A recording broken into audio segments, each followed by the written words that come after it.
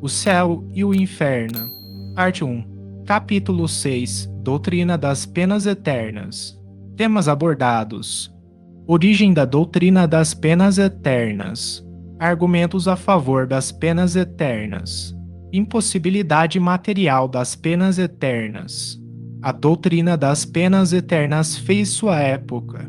Ezequiel contra a eternidade das penas e o pecado original. Origem da doutrina das penas eternas. 1. A crença na eternidade das penas perde terreno dia a dia, de modo que, sem ser profeta, pode prever-se o fim próximo.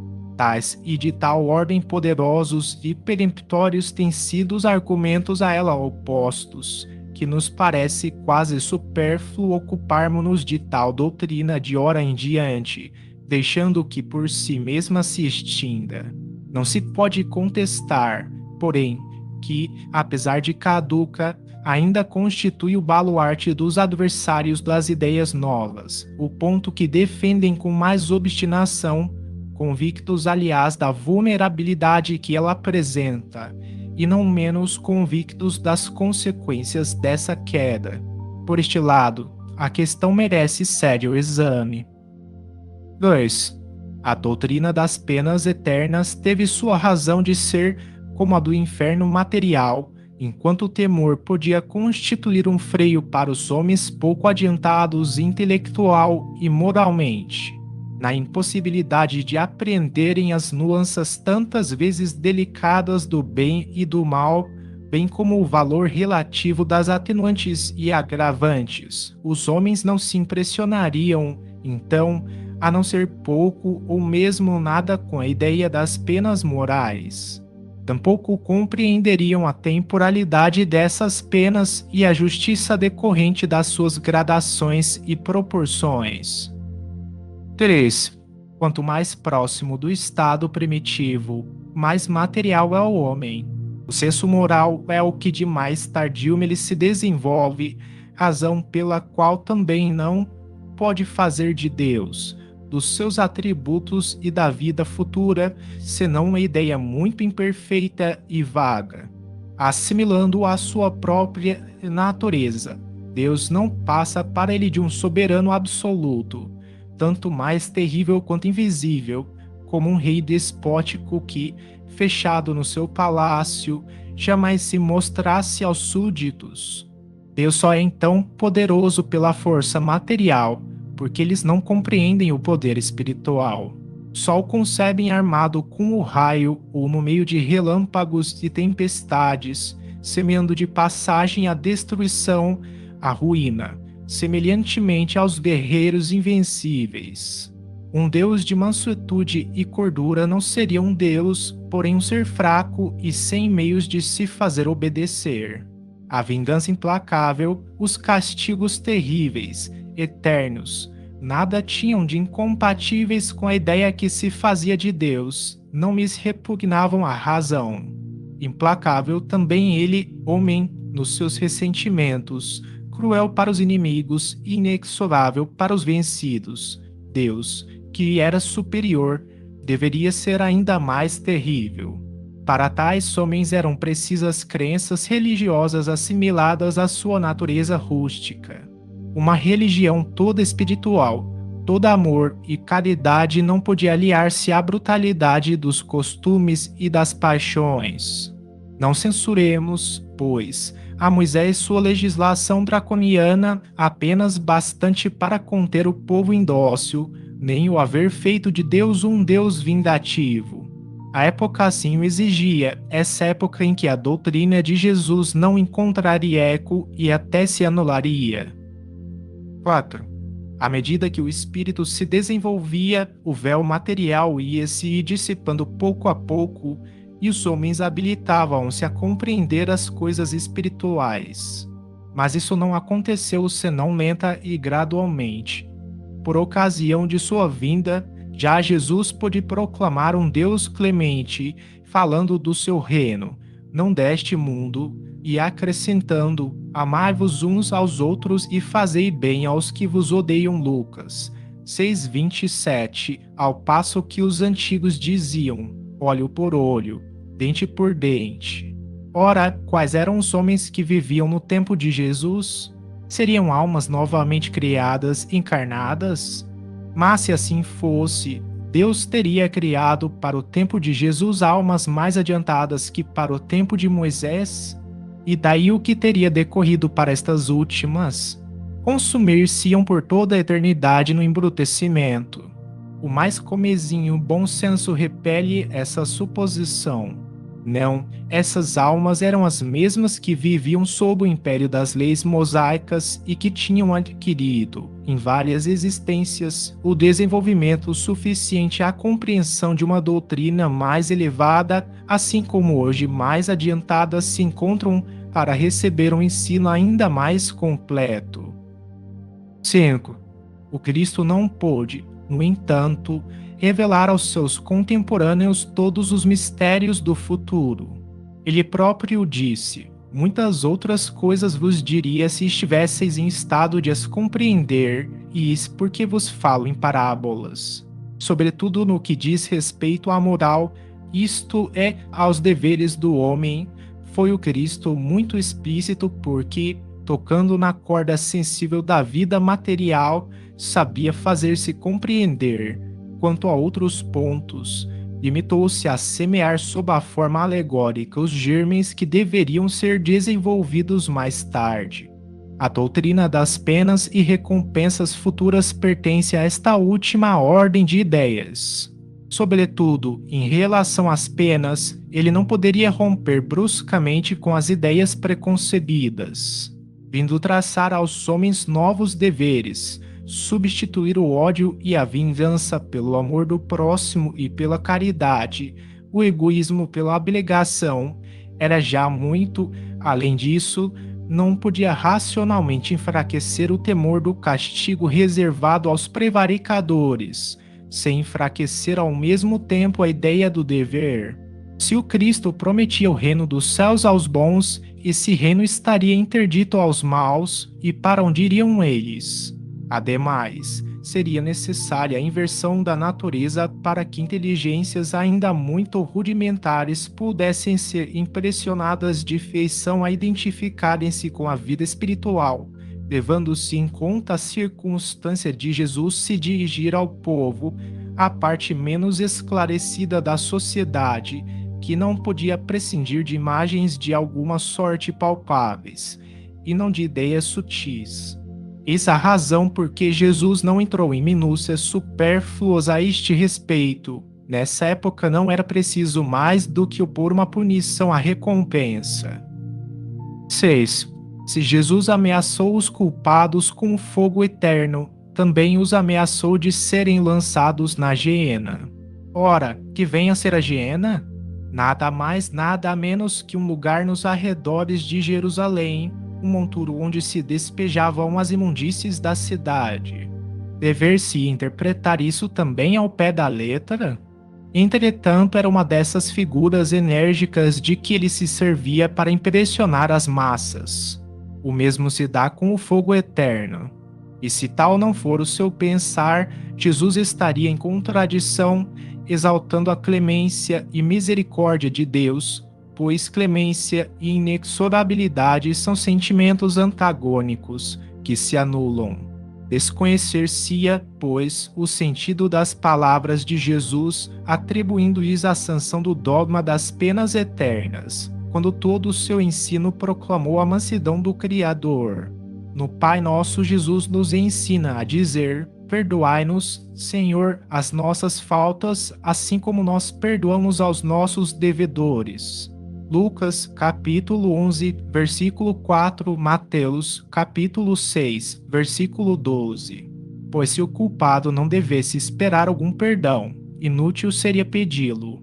E se perdão é, porém, incondicional, é uma remissão pura e simples da pena em que se incorre.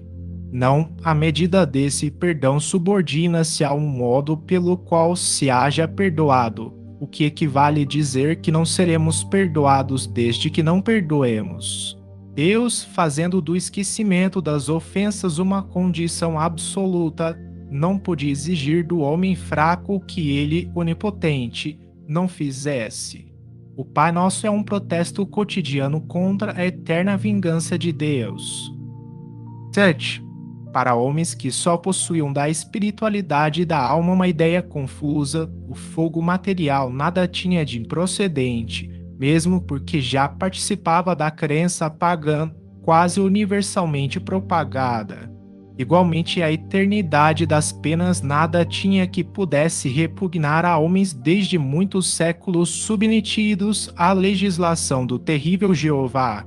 No pensamento de Jesus, o fogo eterno não podia passar, portanto, de simples figura, pouco importando fosse essa figura interpretada à letra, desde que ela servisse de freio às paixões humanas. Sabia-lhe ademais que o tempo e o progresso se incumbiriam de explicar o sentido alegórico, mesmo porque, segundo a sua predição, o Espírito de verdade viria esclarecer aos homens todas as coisas. O caráter essencial das penas irrevogáveis é a ineficácia do arrependimento, e Jesus nunca disse que o arrependimento não mereceria a graça do Pai. Ao contrário, sempre que se lhe deparou ensejo, ele falou de um Deus clemente, misericordioso, solícito em receber o filho pródigo que voltasse ao lar paterno, inflexível, sim, para o pecador obstinado, porém, pronto sempre a trocar o castigo pelo perdão do culpado sinceramente arrependido. Este não é, por certo, o traço de um Deus sem piedade. Também convém assinalar que Jesus nunca pronunciou contra quem quer que fosse, mesmo contra os maiores culpados, a condenação irremissível. 8. Todas as religiões primitivas, revestindo o caráter dos povos, tiveram deuses guerreiros que combatiam à frente dos exércitos. O Jeová dos Hebreus facultava-lhes 1000 modos de exterminar os inimigos, recompensava-os com a vitória ou punia-nos com a derrota.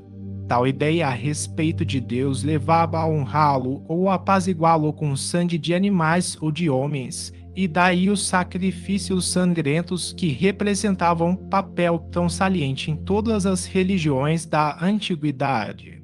Os judeus tinham abolido os sacrifícios humanos. Os cristãos, apesar dos ensinamentos do Cristo, por muito tempo julgaram honrar o Criador votando aos milhares, às chamas e às torturas, os que denominavam hereges, o que constituía sob outra forma verdadeiros sacrifícios humanos, pois que os promoviam para a maior glória de Deus, e com acompanhamento de cerimônias religiosas.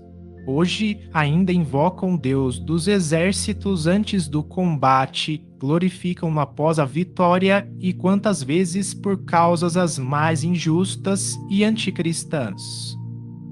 9. Quão tardo é o homem em desfazer-se dos seus hábitos, prejuízos e primitivas ideias. 40 séculos nos separam de Moisés, e a nossa geração cristã ainda vê traços de antigos usos bárbaros, senão consagrados, ao menos aprovados pela religião atual. Foi preciso a poderosa opinião dos não-ortodoxos para acabar com as fogueiras e fazer compreender a verdadeira grandeza de Deus. À falta de fogueiras, porém, prevalecem ainda as perseguições materiais e morais. Tão radicada está no homem a ideia da crueldade divina. Nutrido por sentimentos inculcados desde a infância, poderá o homem estranhar que o Deus que lhe apresentam, lisonjeado por atos bárbaros, condene a eternas torturas e veja sem piedade o sofrimento dos culpados. Sim, são filósofos, ímpios como querem alguns, que se hão escandalizado vendo o nome de Deus profanado por atos indignos dele. São eles que o mostram aos homens na plenitude da sua grandeza, despojando-o de paixões e baixezas atribuídas por uma crença menos esclarecida. Neste ponto, a religião tem ganho em dignidade o que tem perdido em prestígio exterior, porque se homens adevotados à forma, maior é o número dos sinceramente religiosos pelo sentimento, pelo coração. Ao lado destes, porém, quantos não têm sido levados, sem mais reflexão, a negarem toda a providência, o modo por que a religião tem estacionado em antagonismo com os progressos da razão humana, sem saber conciliá-los com as crenças, degenerou em deísmo para uns, em ceticismo absoluto para outros, sem esquecermos o panteísmo, isto é, o homem fazendo-se Deus ele próprio, à falta de um mais perfeito. Argumentos a favor das penas eternas. 3. Voltemos ao dogma das penas eternas. Eis o principal argumento invocado em seu favor. É doutrina sancionada entre os homens que a gravidade da ofensa é proporcionada à qualidade do ofendido. Crime de lesa majestade, por exemplo, o atentado à pessoa de um soberano, sendo considerado mais grave do que o fora em relação a qualquer súdito, é agudo, por isso mesmo, mais severamente punido. E sendo Deus muito mais que um soberano, pois é infinito, deve ser infinita a ofensa a ele, como infinito o respectivo castigo, isto é eterno. Refutação. Toda refutação é um raciocínio que deve ter seu ponto de partida, uma base sobre a qual se apoie, premissas, enfim. Tomemos essas premissas aos próprios atributos de Deus, único, eterno, imutável, imaterial, onipotente, soberanamente justo e bom, infinito em todas as perfeições. É impossível conceber Deus de outra maneira, visto como, sem a infinita perfeição, poder-se-ia conceber outro ser que lhe fosse superior. Para que seja único acima de todos os seres, faz-se mister que ninguém possa excedê-lo ou sequer igualá-lo em qualquer coisa. Logo, é necessário que seja de todo infinito. E porque são infinitos, os atributos divinos não sofrem aumento nem diminuição, sem o que não seriam infinitos, e Deus perfeito tampouco, se tirasse a menor parcela de um só dos seus atributos. Não haveria mais Deus, por isso que poderia coexistir um ser mais perfeito. O infinito de uma qualidade exclui a possibilidade da existência de outra qualidade contrária que pudesse diminuí-la ou anulá-la.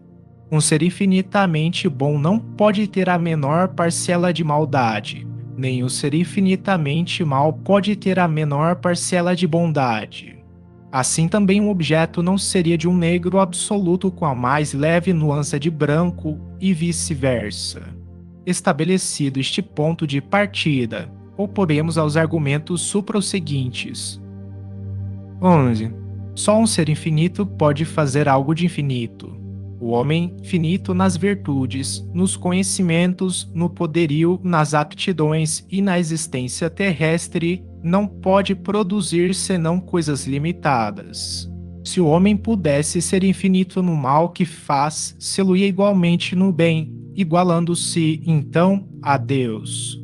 Se o homem, porém, fosse infinito no bem, não praticaria o mal, pois o bem absoluto é a exclusão de todo o mal.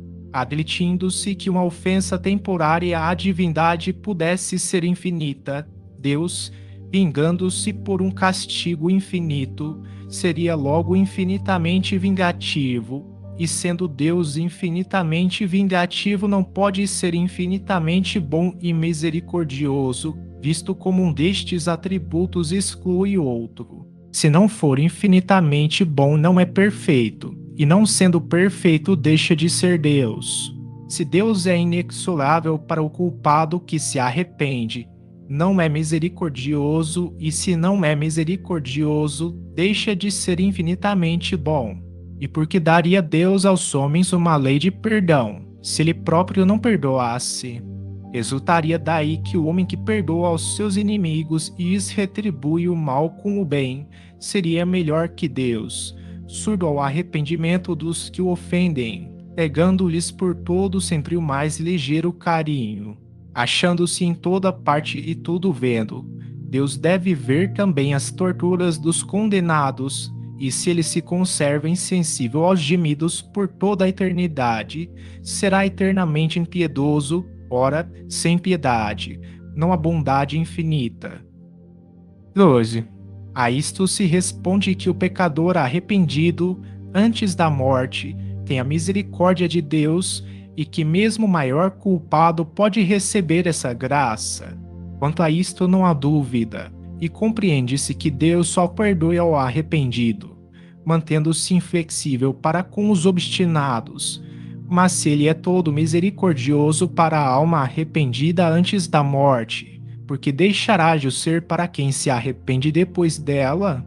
Porque a eficácia do arrependimento só durante a vida, um breve instante, e não na eternidade que não tem fim? Circunscritas a um dado tempo, a bondade e misericórdia divinas teriam limites e Deus não seria infinitamente bom. 13. Deus é soberanamente justo. A soberana justiça não é inexorável absolutamente, nem leva complacência ao ponto de deixar impunes todas as faltas. Ao contrário, pondera rigorosamente o bem e o mal, recompensando e punindo outro equitativa e proporcionalmente, sem se enganar jamais na aplicação. Se por uma falta passageira, resultante sempre da natureza imperfeita do homem e muitas vezes do meio em que vive, a alma pode ser castigada eternamente, sem esperança de clemência ou de perdão, não há proporção entre a falta e o castigo, não há justiça. Reconciliando-se com Deus, arrependendo-se e pedindo para reparar o mal praticado, o culpado deve subsistir para o bem, para os bons sentimentos. Se, porém, o castigo é irrevogável, esta subsistência para o bem não frutifica, e um bem não considerado significa injustiça. Entre os homens, o condenado que se corrige tem por comutada e às vezes mesmo perdoada sua pena, e, assim, haveria mais equidade na justiça humana que na divina. Se a pena é irrevogável, inútil será o arrependimento, e o culpado, nada tendo a esperar de sua correção, persiste no mal, de modo que Deus não só o condena a sofrer perpetuamente, mas ainda a permanecer no mal por toda a eternidade. Nisso não há nem bondade nem justiça. 14. Sendo em tudo infinito, Deus deve abranger o passado e o futuro. Deve saber, ao criar uma alma, se ela virá a falir, assaz gravemente, para ser eternamente condenada. Se o não souber, a sua sabedoria deixará de ser infinita e ele deixará de ser Deus. Sabendo-o, cria voluntariamente uma alma desde logo votada ao eterno suplício e, nesse caso, deixa de ser bom, uma vez que Deus pode conferir a graça ao pecador arrependido, tirando-o do inferno, deixam de existir penas eternas, e o juízo dos homens está revogado. 15. Conseguintemente, a doutrina das penas eternas absolutas conduz à negação, ou, pelo menos, ao enfraquecimento de alguns atributos de Deus, sendo incompatível com a perfeição absoluta, donde resulta este dilema. O Deus é perfeito e não apenas eternas, ou apenas eternas e Deus não é perfeito. 16. Também se invoca a favor do dogma da eternidade das penas o seguinte argumento: a recompensa conferida aos bons, sendo eterna, deve ter por corolário a eterna punição. Justo é proporcionar a punição à recompensa. Refutação: Deus criou as almas para fazê-las felizes ou desgraçadas. Evidentemente, a felicidade da criatura deve ser o fito do Criador, ou ele não seria bom. Ela atinge a felicidade pelo próprio mérito que ha adquirido, não mais o perde. O contrário seria a sua degeneração. A felicidade eterna é, pois, a consequência da sua imortalidade. Antes, porém, de chegar à perfeição, tem lutas a sustentar, combates a travar com as más paixões. Não tendo sido criada perfeita, mais suscetível de o ser, a fim de que tenha o mérito de suas obras, a alma pode cair em faltas que são consequentes à sua natural fraqueza. E se por esta fraqueza for eternamente punida, era caso de perguntar por que não a criou Deus mais forte. A punição é antes uma advertência do mal já praticado, devendo ter por fim reconduzi-la ao bom caminho. Se a pena fosse irremissível, o desejo de melhorar seria supérfluo, nem o fim da criação seria alcançado, porquanto haveria seres predestinados à felicidade ou à desgraça. Se uma alma se arrepende, pode regenerar-se, e podendo regenerar-se, pode aspirar à felicidade. E Deus seria justo se recusasse os respectivos meios, sendo bem o fim supremo da criação, a felicidade, que é o seu prêmio, deve ser eterna, e o castigo, como meio de alcançá-la, temporário. A noção mais comezinha da justiça humana prescreve que, se não pode castigar perpetuamente quem se mostra desejoso de praticar o bem. 17. Um último argumento a favor das penas eternas é este: o temor das penas eternas é um freio. Anulado este, o homem, por nada temer, entregar-se-ia a todos os excessos. Refutação: esse raciocínio procederia se a temporalidade das penas importasse, de fato, na supressão de toda a sanção penal. A felicidade ou infelicidade futura é consequência rigorosa da justiça de Deus, pois a identidade de condições para o bom e para o mal seria a negação dessa justiça. E não sendo eterno, nem por isso o castigo deixa de ser temeroso, e tanto maior será o temor quanto maior a convicção. Esta, por sua vez, tanto mais profunda será, quanto mais racional a procedência do castigo. Uma penalidade em que se não crê não pode ser um freio, e a eternidade das penas está nesse caso. A crença nessa penalidade, já ao afirmamos, teve a sua utilidade, a sua razão de ser em dada época. Hoje, não somente deixa de impressionar os ânimos, mas até produz descrentes. Antes de a preconizar como necessidade, fora mister demonstrar a sua realidade. Seria preciso, além disso, inferir a sua eficácia relativamente aos que a preconizam e se esforçam por demonstrá-la. E, desgraçadamente, entre esses, muitos provam pelos atos que nada temem das penas eternas. Assim, impotente para reprimir os próprios profitentes, que império poderá exercer sobre os descrentes e refratários? Impossibilidade material das penas eternas. 18. Até aqui, só temos combatido o dogma das penas eternas com o raciocínio. Demonstremo-lo agora em contradição com os fatos positivos que observamos, provando-lhe a impossibilidade. Por este dogma, a sorte das almas, irrevogavelmente fixada depois da morte, é agudo, como tal, um travão definitivo aplicado ao progresso. Ora, a alma progride ou não? Eis a questão: se progride, a eternidade das penas é impossível. E poder-se-á duvidar desse progresso, vendo a variedade enorme de aptidões morais e intelectuais existentes sobre a terra, desde o selvagem ao homem civilizado, aferindo a diferença apresentada por um povo de um outro século?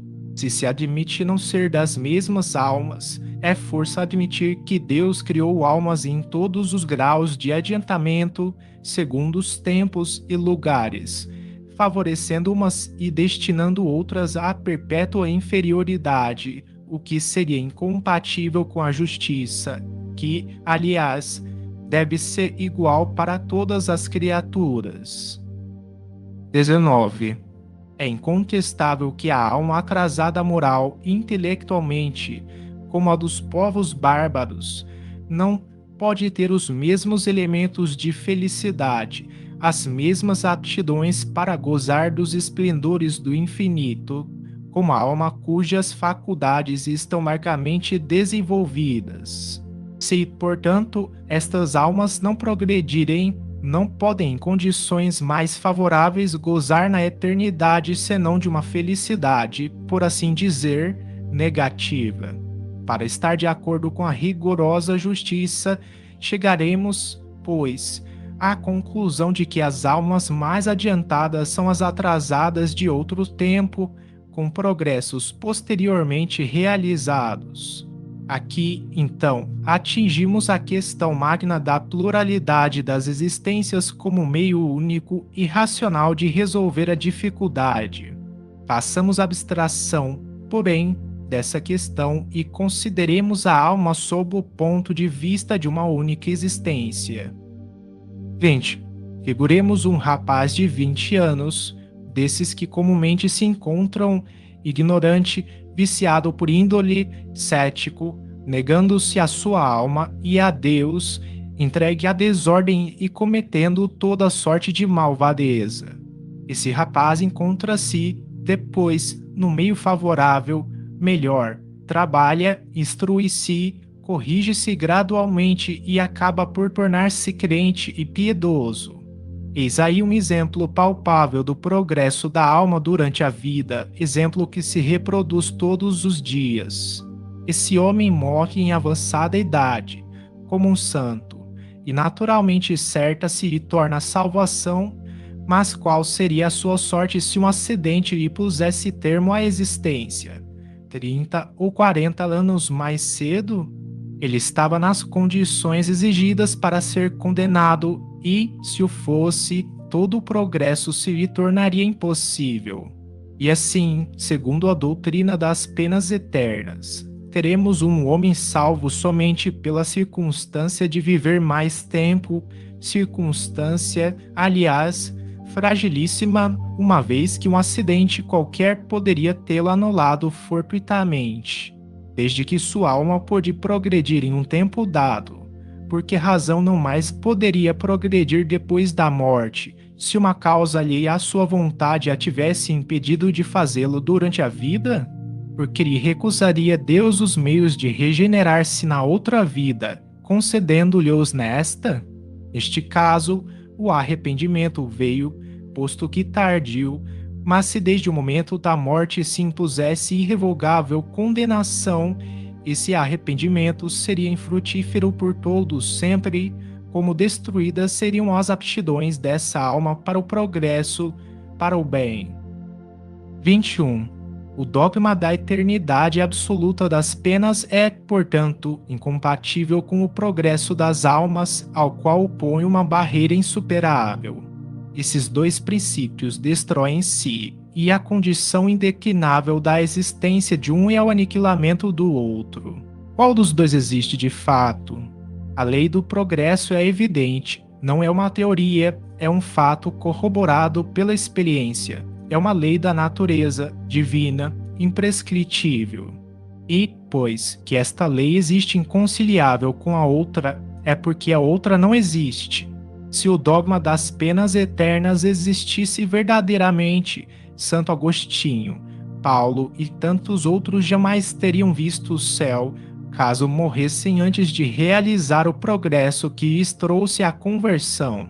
A esta última asserção respondem que a conversão dessas santas personagens não é um resultado do progresso da alma, porém, da graça que lhes foi concedida e de que foram tocadas. Porém, isto é simples jogo de palavras. Se esses santos praticaram o mal e depois o bem, é que melhoraram, logo, progrediram. E por que lhes teria Deus concedido como especial favor a graça de se corrigirem? Sim, porque a eles, e não a outros, sempre é a doutrina dos privilégios, incompatível com a justiça de Deus e com seu igual amor por todas as criaturas. Segundo a doutrina espírita, de acordo mesmo com as palavras do Evangelho, com a lógica e com a mais rigorosa justiça, o homem só merece por suas obras, durante esta vida e depois da morte, nada devendo ao favoritismo. Deus o recompensa pelos esforços e pune pela negligência, isto por tanto tempo quanto nela persistir. A doutrina das penas eternas fez sua época. 22. A crença na eternidade das penas prevaleceu salutarmente enquanto os homens não tiveram ao seu alcance a compreensão do poder moral. É o que sucede com as crianças durante certo tempo contidas pela ameaça de seres quiméricos com os quais são intimidadas, chegadas ao período do raciocínio. Repelem por si mesmas essas quimeras da infância, tornando-se absurdo querer governá-las por tais meios. Se os que as dirigem pretendessem incutir-lhes ainda a veracidade de tais fábulas, certo decairiam da sua confiança. É isso que se dá hoje com a humanidade, saindo da infância e abandonando, por assim dizer, os cueiros. O homem não é mais passivo instrumento vergado à força material, nem o incrédulo de outrora que tudo aceitava de olhos fechados. 23. A crença é um ato de entendimento que, por isso mesmo, não pode ser imposta. Se, durante certo período da humanidade, o dogma da eternidade das penas se manteve inofensivo e benéfico mesmo, chegou o momento de tornar-se perigoso. Imposto como verdade absoluta, quando a razão repele, ou o homem quer acreditar e procura uma crença mais racional, afastando-se dos que o professam, ou, então, descrê absolutamente de tudo. Quem quer que estude o assunto calmamente verá que, em nossos dias, o dogma da eternidade das penas tem feito mais ateus e materialistas do que todos os filósofos.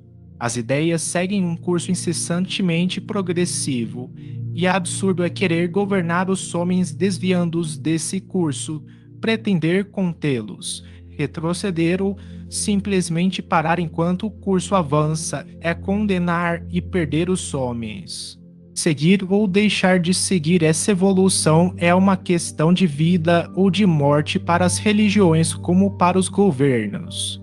Este fatalismo é um bem ou um mal para os que vivem do passado, vendo-o aniquilar-se será um mal, mas para os que vivem pelo futuro é uma lei do progresso de Deus em suma. E contra uma lei de Deus é inútil toda revolta, impossível a luta. Para que, pois, sustentar a todo trânsito uma crença que se dissolve em desuso, fazendo mais danos que benefícios à religião? Contrista dizê-lo, mas uma questão material domina aqui a questão religiosa. Esta crença tem sido grandemente explorada pela ideia de que com dinheiro se abrem as portas do céu, livrando-das do inferno. As quantias por estes meios arrecadadas, outrora e ainda hoje, são incalculáveis, e verdadeiramente fabuloso o imposto prévio pago ao temor da eternidade. E sendo facultativo tal imposto, a renda é sempre proporcional à crença, extinta esta, improdutivo será aquele. De bom grado cede a criança o bolo a quem lhe promete afugentar o lobisomem, mas se a criança já não acreditar em lobisomens, guardará o bolo. 24. A nova revelação, dando noções mais sensatas da vida futura e provando que podemos, cada um de nós, promover a felicidade pelas próprias obras, deve encontrar tremenda oposição, tanto mais viva por estancar uma das mais rendosas fontes de receita. E assim tem sido, sempre que uma nova descoberta ou invento abala costumes inveterados e pré-estabelecidos. Quem vive de antigos e custosos costumes sempre os defendem, alegando a superioridade e excelência deles, e assim desabonam as novidades, por melhores que sejam. Acreditar-se-é, por exemplo, que a imprensa, apesar dos benefícios prestados à sociedade, tenha sido aclamada pela classe dos copistas? Não, certamente eles deveriam profegá-la. O mesmo se tem dado em relação a maquinismos, caminho de ferro e centenárias de outras descobertas e aplicações.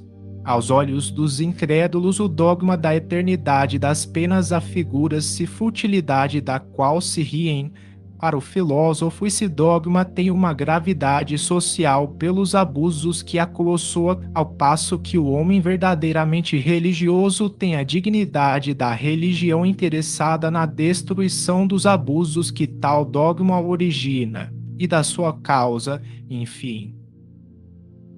Ezequiel contra a eternidade das penas e o pecado original. 25. A quem pretende encontrar na Bíblia a justificação da eternidade das penas, pode se opor os textos contrários que a tal respeito não comportam ambiguidades.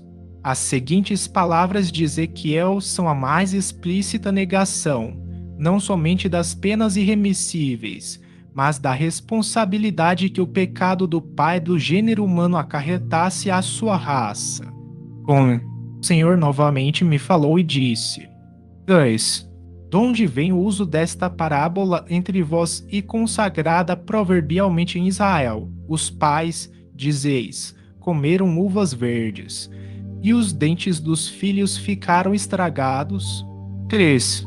Por mim juro, disse o Senhor Deus, que essa parábola não passará mais entre vós, como provérbio em Israel. 4. Pois todas as almas me pertencem, a do filho está comigo como a do pai, a alma que tiver pecado morrerá ela própria. 5. Se um homem for justo, se proceder segundo a equidade e a justiça. 7. Se não magoar nem oprimir ninguém, se entregar ao seu devedor o penhor que este houver dado, se não tomar nada do bem de outrem por violência, se dá o seu pão a quem tem fome, se veste os que estão nus. 8. Se não se presta à usura e não percebe mais do que tem dado, se desvia sua mão da iniquidade e promove um juízo conciliatório entre dois que contendem. 9. Se caminha segundo a pauta dos meus preceitos e observa as minhas ordens para obrar conforme a verdade, esse homem é justo e viverá muito certamente, disse o Senhor Deus. 10. Se esse homem tem um filho que dê em ladrão, e derrame sangue, ou que cometa algumas destas faltas. 13. Esse filho morrerá muito certamente, pois tem praticado todas essas ações detestáveis, e seu sangue permanecerá sobre a terra. 14. Se esse homem tem um filho que, vendo todos os crimes por seu pai cometidos, se aterrorize e evite imitá-lo. 17. Este não morrerá por causa da iniquidade de seu pai, mas viverá muito certamente. 18. Seu pai, que tinha oprimido os outros por calúnias e que tinha praticado ações criminosas no meio do seu povo, morreu por causa da sua própria iniquidade. 19. Se dizes, porque o filho não tem suportado a iniquidade de seu pai, é porque o filho tem obrado segundo a equidade e a justiça, tem guardado todos os meus preceitos, e porque os tem praticado viverá muito certamente. 20. A alma que tem pecado morrerá ela mesma. O filho não sofrerá pela iniquidade do pai, e o pai não sofrerá pela iniquidade do filho. A justiça do justo verterá sobre ele mesmo, a impiedade do ímpio verterá sobre ele. 21. Se o ímpio fez penitência de todos os pecados que tem cometido, se observou todos os meus preceitos, se obra segundo a equidade e a justiça, ele viverá certamente e não morrerá. 22. Eu não me lembrarei mais de todas as iniquidades que ele tenha cometido, viverá nas obras de justiça que houver praticado. 23. É que eu quero a morte do ímpio, disse o Senhor Deus, e não quero antes que se converta e desgarre do mau caminho que trilha? Ezequiel, capítulo 18. Dizeis estas palavras: eu juro por mim mesmo que não quero a morte do ímpio, mas que o ímpio se converta, que abandone o mau caminho e que viva. Ezequiel, capítulo 33, versículo 11.